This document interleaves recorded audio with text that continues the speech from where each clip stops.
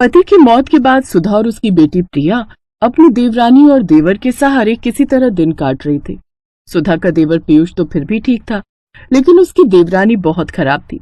वो उसको फूटी आंख नहीं सुहाती थी। सुबह से बस इस फर्श को घिसने में लगी है। खाना क्या तेरा मरा हुआ पति बनाएगा ऊपर से आकर? खाना मैं अभी बना देती हूँ देवरानी जी, लेकिन मरे हुए इंसान के बारे में ऐसा मत कहिए, और देवर जी के दफ्तर जाने से पहले खाना तैयार हो जाएगा। खाना तैयार हो जाएगा? आप ना दिन पर दिन काम चोर होती जा रही हो। अब ऐसा नहीं चलेगा, समझी? चल अब जल्दी से जाकर खाना तैयार करो। बेचारी जेठानी खाना बनाने चली जाती है। उसकी देवरानी हर रोज का काम बस उसी से लेती थी। ऐसे ही समय बीता। सुधा सारा काम अपनी जेठानी और उसकी छोटी 8 साल की बच्ची से लेती। एक रोज सुधा लगातार काम करने के कारण काफी थक जाती है और उसकी तबीयत काफी खराब हो जाती है, जिससे उसे तेज बुखार हो जाता है। उस रोज वो अपने कमरे से बाहर नहीं आती। ये देख देवरानी गुस्से में आ जाती है। क्या है ये सब जेठानी जी? सुबह के 9 बज रहे हैं, अभी तक बिस्तर पर पड़ी हो। आज काम करने का इरादा नहीं है क्या? अंकिता, मेरी तबीयत काफी खराब लग रही है, सर में तेज दर्द भी है, आज मुझसे काम नहीं हो पाएगा। ये सुनकर तो देवरानी गुस्से में आ जाती है। वाह जी वाह, ठूस ठूस कर खाने में तो तुम्हें कोई बीमारी नहीं होती, लेकिन ऐसे काम करने में तुम माँ बेटी को तकलीफ होती है। मेरे घर में मुफ्त की रोटियां तोड़ने को नहीं मिलेंगी, समझी? अपना बोरिया बिस्तर उठाओ और दोनों माँ बेटी यहाँ से चलती बनो।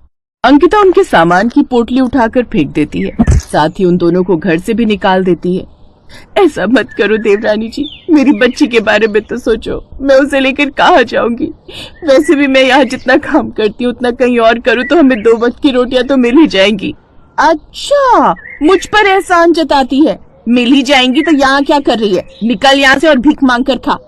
सुधा अपनी बेटी के साथ घर छोड़कर चली गई। बुखार से तपती हुई वो लगातार अपनी बेटी के साथ पैदल चलती रहती है, लेकिन कुछ दूरी पर चलते चलते उसकी तबीयत और भी बिगड़ने लगती है और वो चक्कर खाकर गिर जाती है। पानी पानी, माँ तुम यहीं रुको, मैं भागकर पानी लाती हूँ। प्रिया भागते हुए पास की नदी में जाती है और वहाँ पड़ी एक प्लास्टिक बोतल में पानी लेकर आती है, लेकिन जब वो वापस लौटती है तो सुधा वहाँ नहीं होती। माँ कहाँ चली गई तुम? माँ, मैं रह नहीं पाऊंगी तुम्हारे बिना। अब प्रिया जोर जोर से रोने लगती है। वो आस पड़ोस के लोगों से अपनी माँ के बारे में पूछती है। साहब, क्या आपने मेरी माँ को देखा? मैं क्या तेरी माँ का नौकर लगाऊं जो उस पर नजर रखूं? चल भाग यहाँ से, धंधा करने दे। फिर प्रिया रोते हुए अपनी चाची के घर आ जाती है और उन्हें सारी बात बताती है। मुझे तो लगता है वो अपने यार के साथ भाग गई होगी। ऐसा क्यों बोलती है? क्या पता वजह कुछ और हो। और प्रिया बेटी, अब तुम यहीं रहो हमारे साथ। मैं इसे यहाँ नहीं रखूंगी। इसकी माँ तो अपने यार के साथ भाग गई, लेकिन मैं इसका ख्याल रखूं? नहीं। अरे तुम्हारा क्या जाता है, यहाँ रहेगी तो 2 सूखी रोटी दे दिया कर, बदले में घर का सारा काम करवा लिया कर। ये सुनकर देवरानी खुश हो जाती है।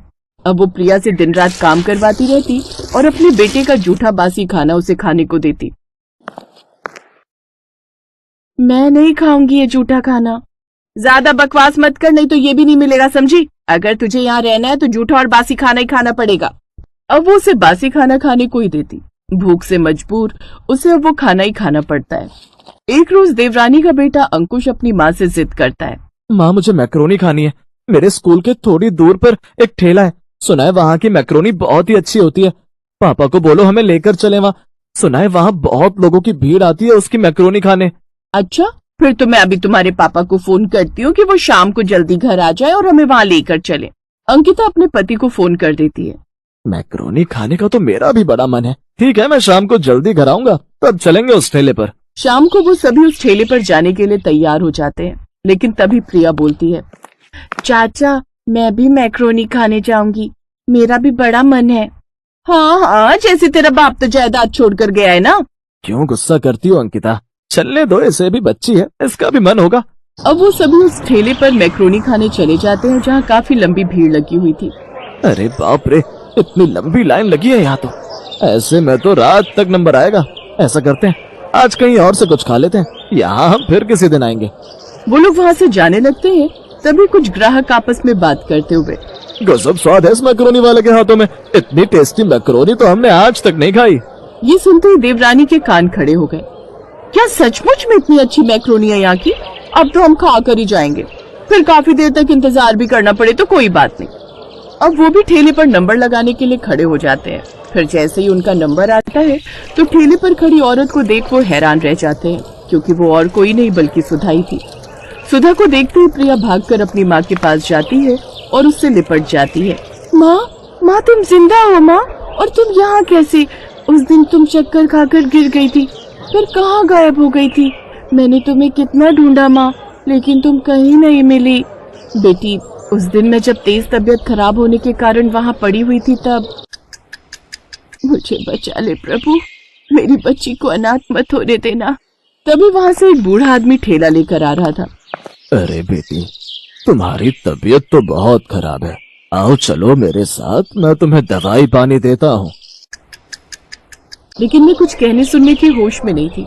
फिर ये बाबा मुझे जैसे तैसे अपने घर ले आए। इनकी कोई संतान नहीं थी, इसलिए इन्होंने मुझे यहीं अपने साथ ही रहने दिया और साथ ही मुझे ये बढ़िया मैक्रोनी भी बनानी सिखाई। हमने तुझे बहुत ढूंढा, लेकिन तू हमें कहीं नहीं मिली बेटी। मैं चाचा के घर वापस चली गई थी माँ। मुझे लगा तू वहाँ कभी नहीं जाएगी, इसलिए मैंने तुझे वहाँ नहीं ढूंढा। खैर, अब तू आ गई है ना, तो अब तू अपनी माँ के साथ ही रहेगी। नहीं भाभी, आप दोनों हमारे साथ अपने घर वापस चलिए, इन बाबा को यहीं छोड़िए। अब हम खुद का रेस्टोरेंट खोलेंगे, आप उसी में मैक्रोनी बनाकर बेचना और हम खूब पैसे कमाएंगे। नहीं, मैं बाबा को धोखा नहीं दे सकती। जिस आदमी के कारण आज मैं इतने पैसे कमा रही हूँ, जिसने मुझे छत दी, आप चाहते हो मैं उसे धोखा दूं? कभी नहीं। अब मेरे ठेले पर आए हो तो मेरे हाथ की मैक्रोनी खाते जाओ, लेकिन हमारे वापस आने का ख्याल अब अपने दिमाग से निकाल दो। अंकिता देखती है कि कैसे उसकी अनपढ़ जेठानी इतनी टेस्टी मैक्रोनी बेचकर पैसे कमा रही है। अब उसे अपनी करनी पर पछतावा तो बहुत था, लेकिन वो कुछ कर नहीं सकती थी। और अब दोनों माँ बेटी उस बूढ़े बाबा के साथ खुशी खुशी रहती हैं।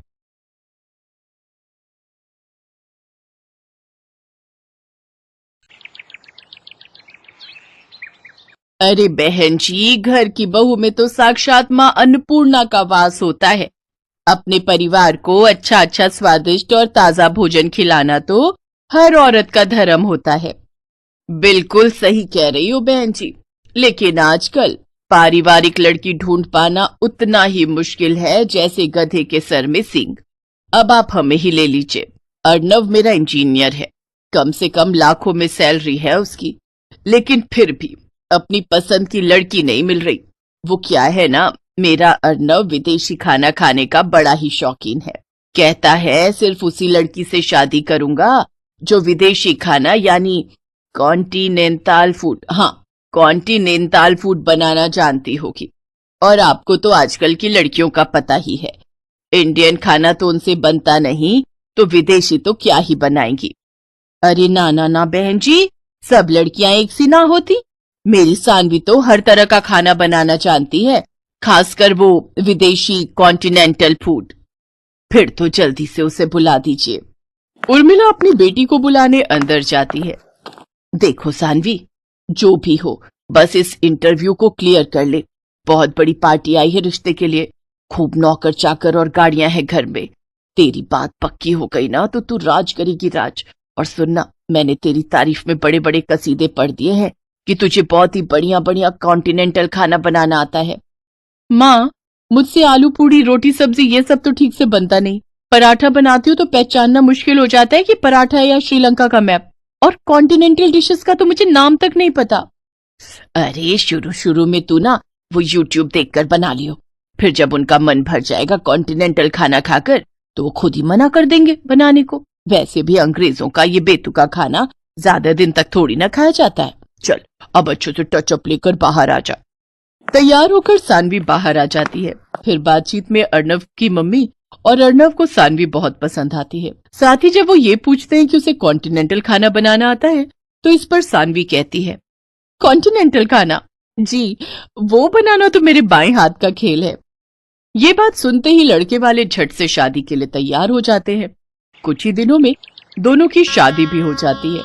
शादी के बाद देखो सानवी, तुम्हारे हाथ के बने कॉन्टिनेंटल खाने की तारीफ तो हमने बहुत सुन ली, अब आज जल्दी से कुछ बढ़िया सा बनाकर खिला दो। अभी बनाकर लाती हूँ। रसोई में जाकर वो यूट्यूब खोलती है, फिर सोचती है, नहीं नहीं नहीं नहीं नहीं, अगर मैंने इन्हें कोई फेमस डिश बनाकर खिलाई तो ये लोग समझ जाएंगे कि मुझे कुछ भी बनाने नहीं आता। ऐसा करती हूँ, कुछ भी बना देती हूँ और उसे कोई भी नाम दे दूंगी। सानवी फ्रिज खोलती है उसे उसमें तुरई दिखाई देती है। वो कच्ची तोरी में मसाले लगाकर अवन में ग्रिल होने के लिए रख देती है। कुछ देर बाद वो उसे बाहर निकालती है तो देखती है सारी तुरई करारी हो गई होती है। हे भगवान, ये तो कुछ ज्यादा ही करारी हो गई है। हाँ, एक काम करती हूँ, मेयोनीज और टमाटो केचप दोनों को मिक्स करके इसके ऊपर लगा देती हूँ। फिर सानवी पूरे कॉन्फिडेंस के साथ वो परोसती है और खुद किसी बहाने से रसोई में चली जाती है।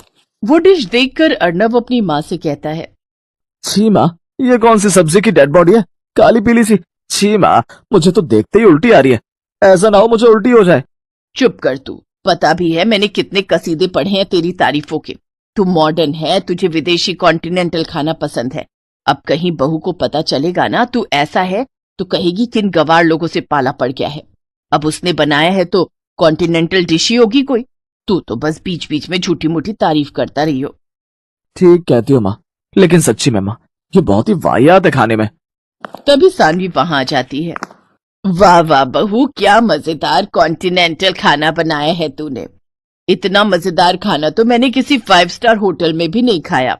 अरे वाह, माँ जी को मेरे हाथ की ये जली हुई तोरई इतनी पसंद आई। वाह वाह वाह भगवान, तूने बचा लिया। हाँ सानवी, अच्छा बना है। अब तुम कल बनाना इटालियन पास्ता। हाँ हाँ, क्यों नहीं। कम से कम कुछ तो जानी पहचानी चीज खाने को मिलेगी। अगले दिन सानवी इटालियन पास्ता बनाने के लिए किचन में जाती है और यूट्यूब पर रेसिपी देखने लगती है। मुझे तो इनके नाम से भी चक्कर आ रहे हैं। भला मसालों के नाम भी कोई ऐसे रखता है क्या? और ये लिट जूस क्या होता है? सीधे सीधे पत्ता गोभी भी तो बोल सकता है। बस बहुत हुआ, अब तो मैं अपने हिसाब से ही पास्ता बनाऊंगी। और कौन सा ये अंग्रेज आते हैं हमसे सरसों का साग सीखने जो हम इनका पास्ता बनाए। उस दिन भी यही हुआ। सानवी ने पास्ता में व्हाइट सॉस मिलाने की जगह उसमें अरारोट और कॉर्नफ्लोर मिलाया। साथ ही साथ पास्ता में ढेर सारी लाल पिसी हुई मिर्च भी डाल दी। अब देखना, अब ये इनका आखिरी पास्ता होगा। इतनी लाल मिर्च झोंक के डाली है कि आज के बाद नाम नहीं लेंगे कॉन्टिनेंटल खाना बनाने का। सानवी वो पास्ता लेकर बाहर आती है। वाह वाह वाह, बन गया पास्ता। हाँ हाँ हाँ, लेकिन आज इटालियन नहीं, मैंने आखिरी पास्ता बनाया है। लाला बहू, आखिरी हो या पहला, हमें तो खाने से मतलब है। तू लाछट से प्लेट में निकाल। अर्नब और उसकी माँ पहला चम्मच खाने के बाद ही 2 गिलास पानी पी जाते हैं। पास्ता थोड़ा तीखा लग रहा है ये कहकर वो पास्ता छोड़कर उठ जाते हैं। अब वो हर रोज इसी तरह अजीबोगरीब डिशेस बनाकर कभी वो पनीर स्वाहा बनाती तो कभी साग अनकारा। एक रोज सास अपनी बहू से, बहू तेरी ना दिल्ली वाली बुआ सास, उनका बेटा और बेटी भी आ रहे हैं। तू ना उनके लिए वो सब कॉन्टिनेंटल खाना बनाना जो तूने हमारे लिए बनाए हैं। वो बुआ ना बड़ा ही मजाक उड़ाती थी मेरा कि भाभी तेरी जिंदगी तो दाल चावल रोटी में ही कट जाएगी। हमारे घर तो हर देश का खाना बनता है। आज सबको दिखा दूंगी मेरी बहू कितनी गुनी है। हैं? अब पर माँ जी, मैं कह रही थी कुछ सिंपल ही बना लेते हैं। सबको ना ये मिर्च मसाले वाला खाना पसंद नहीं आता। नहीं, तुम वही सब बनाना, उन लोगों को भी पता चले कि हमारी बहू कितनी मॉडर्न है। और हाँ, वो पनीर सुहाहा और आखिरी पास्ता भी जरूर बनाना, बस मिर्च थोड़ी कम रखना। शाम को सब मेहमान आ जाते हैं। दिल्ली वाली बुआ, उनकी बेटी और कनाडा में 7 साल तक शेफ की नौकरी करने वाला उनका बेटा मयंक, वो सब सानवी के लिए गिफ्ट लेकर आते हैं। फिर रात को सब बैठकर साथ में डिनर कर रहे थे। मयंक बेटा, तू तो एक बढ़िया शेफ है, लेकिन मेरी बहू तो तुझसे भी बड़ी शेफ है। उसके हाथ का पनीर सुहाहा और आखिरी पास्ता तू खाएगा ना तो उसका स्वाद तो तू भूलेगा ही नहीं। फिर मयंक एक एक करके वो डिशेस चखने लगा तो उसका दिमाग घूमने लगा और वो गुस्से में कहता है, जी अब बस भी करो, कॉन्टिनेंटल के नाम पर ये क्या खिला रहे हो आप? जली हुई तोरई, राख हो चुके पनीर टिक्के और अरारोट में बना हुआ आखिरी पास्ता, ये भी कोई खाना है? अरे ये कॉन्टिनेंटल तो क्या कोई फूड ही नहीं है। भला कौन से ग्रह के लोग ऐसा बेस्वाद खाना खाते हैं? मैं एक शेफ हूँ और अच्छे से बता सकता हूँ इसमें क्या क्या डला है और ये कैसे बना है। सानवी बहू, ये जो कह रहा है वो सच है। मुझे माफ कर दो मम्मी जी, मुझे लगा था मैं यूट्यूब से सब देख देख कर बना लूंगी, लेकिन सब गड़बड़ हो गया। पर आप दोनों तो उंगलियां चाट चाट कर खाते थे ना? उंगलियां चाट कर नहीं, बल्कि नाक बंद करके और अपनी उंगलियां रोक रोक कर खाते थे, क्योंकि सच तो ये था हमने कभी पहले कॉन्टिनेंटल खाना खाया नहीं था। तो क्या आपने झूठ कहा मुझसे? हाँ बेटा, जैसे शादी करने के लिए तेरी माँ ने झूठ के पहाड़ बनाए ना, वैसे ही मैंने भी बनाए। हाँ, और आप दोनों के इस झूठ में आखिरी पास्ता हम दोनों का बन गया। ये बात सुनकर सभी जोर जोर से हंसने लगते हैं। Best buddies. Hello friends, thanks for watching this video. अगर आपको ये वीडियो पसंद आया है तो प्लीज लाइक, सब्सक्राइब, कमेंट्स करें इस वीडियो पर और हाँ, शेयर करना भी ना भूलें। और भी मजेदार वीडियो देखने के लिए नीचे दिए गए बेल आइकॉन को दबाएं। देखते रहिए बेस्ट बडीज।